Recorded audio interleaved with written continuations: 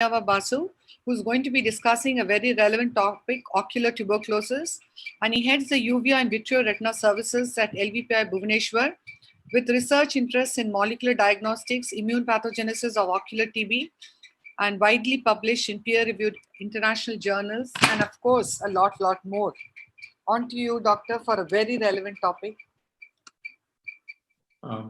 Thank you, Dr. Chitra. Am I audible and is the slide visible? Yes. Wonderful. So, ocular TB is a huge topic and it's very difficult to cover it in the next 10 minutes. I'll try to give an overview of the subject with a focus on controversial points in this field. Now, since these are all controversial points, it's likely that they'll have different opinions about those points. Now, to give an overview, ocular tuberculosis is caused by the organism Mycobacterium tuberculosis. It has multiple clinical presentations, some of which, like the ones you see here, such as the serpiginous-like choroiditis or a retinal vasculitis with this kind of a retinitis lesion sitting over the blood vessel. These are very specific to tuberculosis, at least in TB endemic regions, while most of the presentations are relatively non-specific and overlap with other infectious and non-infectious etiologies of uveitis.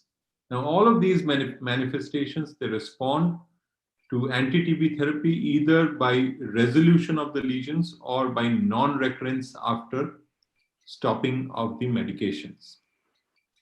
Now, whenever we talk about ocular TB, we generally tend to be on a defensive mode. We think that we are dealing with something less than what, say, pulmonologists or many of the other specialists deal with in their forms of TB.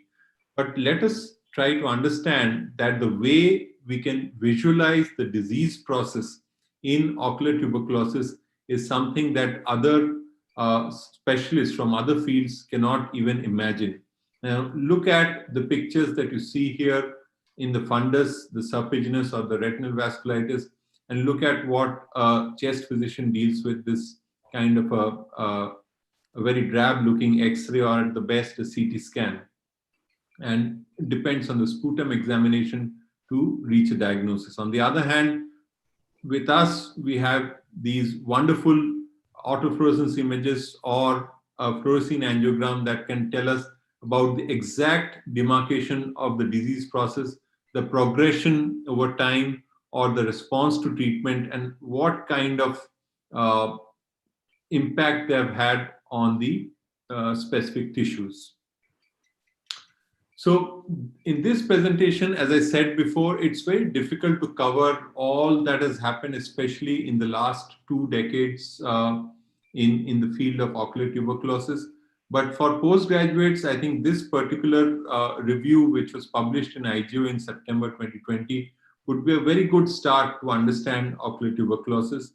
There has also been an explosion of publications from the collaborative ocular TB study or the COT study, and you can find these across all peer-reviewed journals. And anybody who is interested in this field, I would suggest to go through these publications. As I mentioned earlier, in this particular talk, we are going to cover 4 controversial topics. Of course, there are several other controversies in the field as well. But these 4 controversies are what exactly causes the disease. Is it latent or is it active tuberculosis? What should be the approach to diagnosis? Should we focus on the clinical signs or on the immunological tests? How useful is TB PCR? And what is the role of anti-TB therapy in managing ocular tuberculosis? And the first question is about active or latent TB. Now, when we ask this question, we should first ask, does latent TB actually cause any disease anywhere else in the body? The answer is no. You can go through the entire literature, it doesn't cause any disease. In fact, by definition, latent TB means some form of TB that is not giving rise to any clinical manifestation. Now, the reason we start thinking of latent TB as a possible cause of ocular inflammation is that we do not find any evidence of Mycobacterium tuberculosis in the ocular fluids, and that we presume is the same as there being no Mycobacterium tuberculosis in the eye as well. This is a big misconception because most of the times, as histological studies have shown, this bug tends to remain in the deeper tissues of the choroid or in the retinal pigment epithelium, and just testing the ocular fluids is not going to give us the understanding of the presence of these bugs in the deeper tissues of the eye. Now, there are several histopathological studies that have shown the presence of these organisms whenever a tissue was taken up for biopsy or the eye had to be enucleated because of an advanced disease process. All of these showed that ocular TB is a very paucibacillary disease with very few organisms generally found in the ocular tissues. And finally, we know that anti-TB therapy works very well in either resolution of the disease or in non-recurrence. And knowing that anti-TB therapy is only going to work on actively multiplying organisms, we can well understand that we are dealing with active tuberculosis and not latent tuberculosis. For anyone more interested in this on this topic, I would suggest that you go through this letter to the editor published by Dr. Narsingh Rao a few years ago.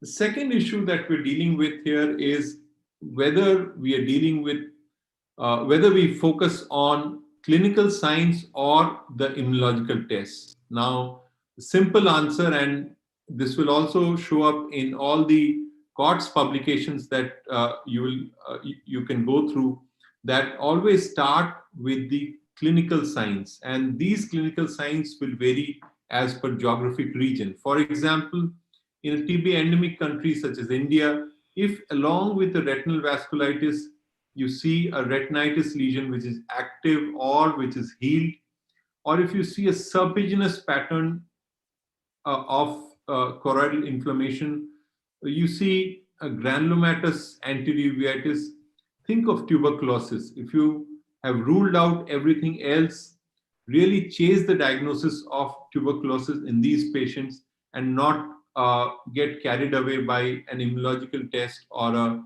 normal chest radiography.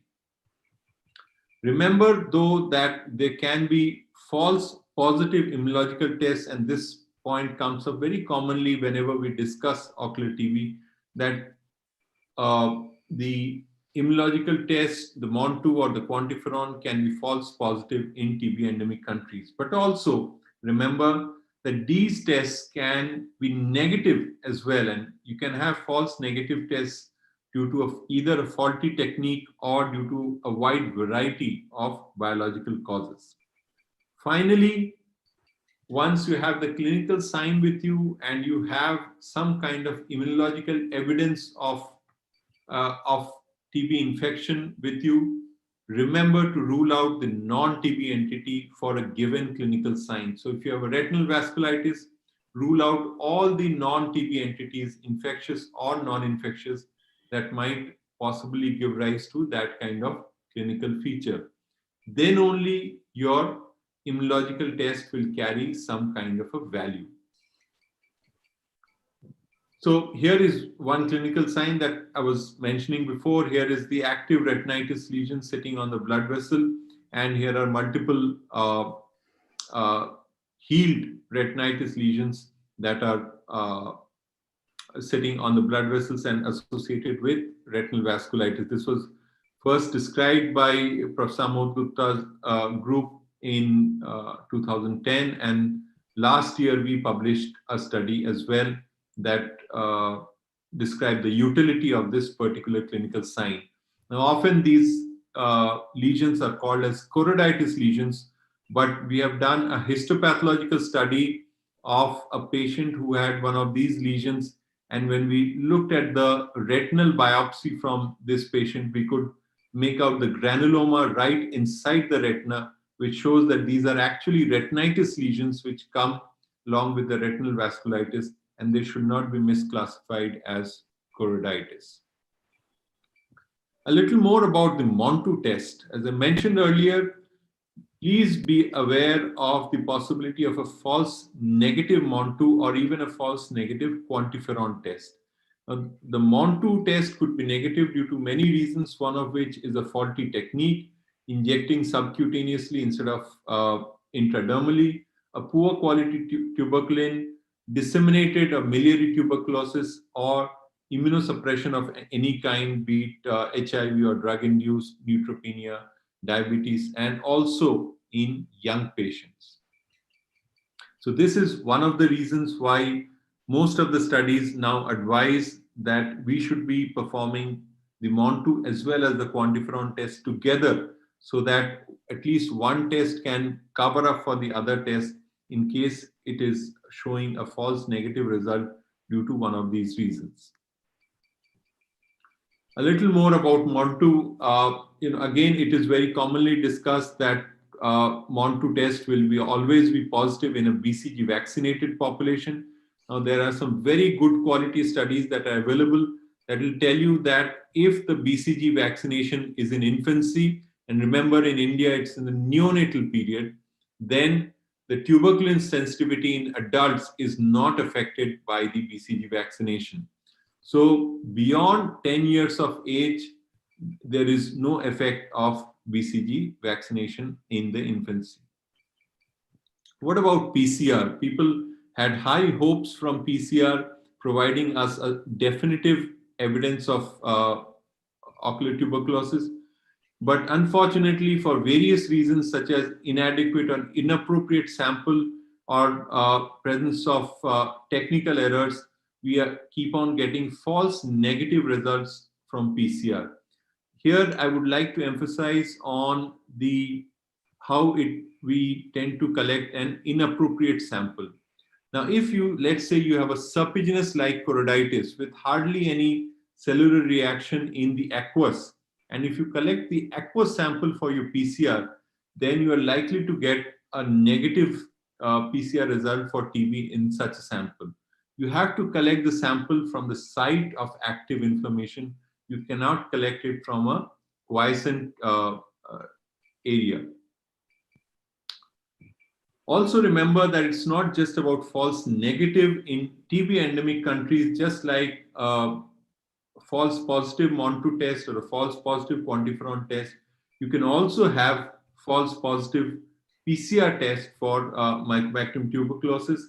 This is very well documented in other fields. We have not really looked into it so much in detail in ocular tuberculosis, but in one of our studies, when we took up samples of culture-proven non-TB endophthalmitis, 16% of these turned out to be PCR positive for tuberculosis. So be aware of the possibility of false positive results as well. Finally, the role of anti-TB therapy. Now, anti-TB therapy can work in two ways, either directly by resolution of inflammation, and this when you're treating with anti-TB therapy alone, or by non-recurrence of inflammation once you have stopped the anti-TB therapy and corticosteroids. And the COT study suggests that you should give it a minimum of 2 years to know that there has been a non-recurrence of inflammation. Now here is an example. This is a TB retinal vasculitis with a retinitis lesion. This patient was treated with anti-TB therapy alone, and with that alone, you see that in about 4 months' time, the entire retinal perivascular exudation has disappeared, and not only that, even the macular edema with the neurosensitive detachment which was existing, that too disappeared with anti-TB therapy alone, which shows that this kind of a manifestation is driven by the infection. On the other hand, this is another example. So this is a large tuberculoma you see here, double tuberculoma, one here and the other one here. And this one, when we started treatment with anti-TB therapy alone, the initial response was not seen very clearly, but you see that in about 2 months' time, most of the lesion has healed completely with the anti-TB drugs alone. No steroids were given, again showing that these kind of manifestations are mainly driven by the infection. On the other hand, this is a very classic presentation of serpiginous-like choroiditis. You see the amoeboid margins, you see the central pigmentation healing, and you see the activity in the periphery. Now, this kind of manifestation is currently thought to be driven very strongly by the immune response to Mycobacterium tuberculosis. So this needs a very strong support of corticosteroid therapy, and especially in this particular clinical manifestation, there is a very high risk of paradoxical worsening once you start anti-TB therapy. So these should be supported by an adjunctive corticosteroid therapy. Having said that, it's very hard to give a black and white division into infection-driven or immune response-driven clinical manifestations. It's usually a mix of both, and most cases would need a mix of both anti-TB therapy and corticosteroids. To summarize again, ocular TB is caused by active infection. Always focus on the clinical signs and ruling out non-TB entities more than the immunological test for TB, that is the MON2 or the quantiferon. The TB PCR is yet to prove useful as of today, and anti-TB therapy is very effective in treating this condition either alone or in combination with corticosteroids. So thank you for your attention. Thank you very much, Dr. Basu. That was a wonderful talk. I think you did talk about it in your talk, but I have these two basic questions. So having said that, what are the cardinal prerequisites in diagnosing presumed ocular tuberculosis? Do we, since many of these tests can come in as negative, would you go mainly by the clinical signs in spite of the diagnosis being negative? Yeah, so I'm trying to unshare my my slides, but anyway, right. So yes, as I mentioned in the discussion, the primary focus should be on the clinical manifestation. Once you have a clinical manifestation, it could be very typical of ocular TB, or it could be a relatively non-specific manifestation. If it's a typical manifestation, such as, say, the retinal vasculitis pictures that I was showing you, or the serpiginous-like choroiditis, it is very important to chase the diagnosis. Most of the times, we should advise for both the quantiferon and the MON2 test, because one of them could turn out to be a false negative test. We should also get a chest CT scan instead of an X-ray whenever possible, because that is much more likely to give you evidence of tubercular infection in the chest or in the lymph nodes. Now, it's very important to understand here that either of the two immunological tests do not distinguish between latent or active TB. So let's say a quantiferon has turned out to be positive. It's actually not telling us something much more than what the MON2 will tell us otherwise. So the main purpose is to get some evidence of TB from the systems, see a clinical picture that matches with TB, and rule out everything else that could possibly give rise to a similar clinical manifestation. These three would be the pillars for diagnosing ocular tuberculosis. What would be the difference between serpiginous-like choroiditis and serpiginous choroiditis? And you mentioned about starting steroids with anti-tuberculous therapy. Would you start anti-tuberculous therapy initially for a period and then go on to steroids, or how? Well, serpiginous-like choroiditis is thought is caused by several types of infections. In fact, it has also been associated with a few non-infectious conditions such as sarcoidosis. But in the Indian scenario, the overwhelmingly common cause of serpiginous-like choroiditis is tuberculosis. Having said that, we have seen patients with viral PCR proven serpiginous-like presentation, but that is relatively rare. We should be absolutely able to rule out tuberculosis before thinking of any other etiology in the Indian scenario. Serpiginous choroiditis, which is also called the classic serpiginous choroiditis, that is thought to be of an autoimmune pathology. And this is mainly peripapillary. The amount of pigmentation is much less than what we see in serpiginous-like choroiditis. And in this starts at a more advanced age, and it is typically bilateral. But these features are usually not seen in the patients that would come to us. So this need to differentiate between serpiginous and serpiginous-like will usually not, be a big problem for an Indian ophthalmologist. As far as the second question is concerned, giving both steroids and ATT to these patients, I would usually start both steroids and ATT together for on the same day for these patients. Many times, if there is a very large area of active lesion, you would even start with intravenous methylprednisolone for these patients, especially if that is threatening the fovea. But you start on the same day. Definitely, there is no question of starting the steroids on a later date. In fact, there are people who start the steroids before and then add the anti-TB therapy. Thank you. Dr. Srinivas? Yes, madam. I think, Basu sir, you have done a wonderful job. Thank you so much. Vishali madam also can pitch in. Again, the same questions being asked, madam. And Basu sir, when should we start? Should we start ATT only if Montus is positive? Role of quantiferon gold in tuberculosis and role of Montus in case of ocular tuberculosis.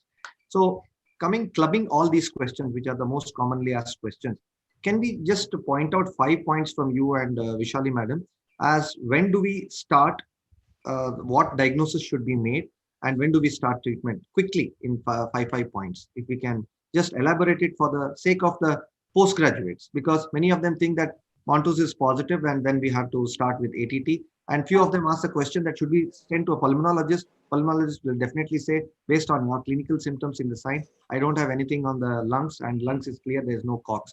So these all things keep shuttling between here and there. So can you just answer the questions for the postgraduates? Okay. I'll put it in 3 points instead of 5, which I just told Dr. Chitra as well. The first is look for the clinical sign that is suggestive of TB. Second, look for a systemic evidence of TB, either with an immunological test or with a chest radiography. And third is rule out everything else that can give rise to a similar clinical presentation.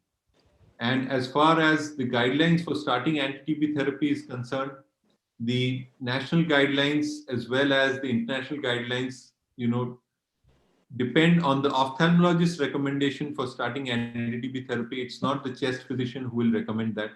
If the ophthalmologist feels that this patient needs anti-TB therapy, the drugs can be started accordingly. I think that's the simplest way of answering the question. Thank you, sir. Vishali madam, your 5. Yeah, I agree with what Soumya said, and we have already put down CORD's consensus, that is an expert consensus which very clearly explains when to treat. And I would just summarize, like if you have a phenotype like choroidal granuloma or tuberculoma, like Soumya showed those big ones, even though a single test is positive, more than 90% of the consensus to treat.